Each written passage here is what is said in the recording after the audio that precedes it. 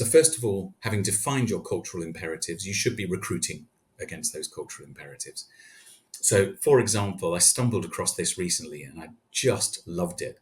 McKinsey have a recruitment competency that they call courageous change maker. So we are recruiting you because you are able to be a courageous change maker. That means you're willing and able to generate ideas, but you're also probably willing to speak truth to power. I love that. So if you're not recruiting the right people, the rest of it's a waste of time. We know that interviews are not a great indicator of future performance, but if you're trying to recruit people against those cultural imperatives, then so much the better. But then that continues around the whole employee life cycle. How do we recruit people against our cultural imperatives? How do we onboard them? How do we then performance manage them in line with it? How do we develop them in line with it?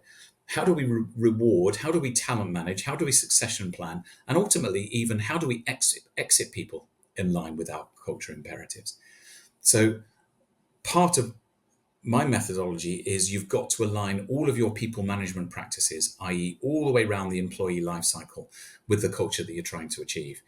Recruiting people and then crossing your fingers and hoping for the best is a pretty risky strategy.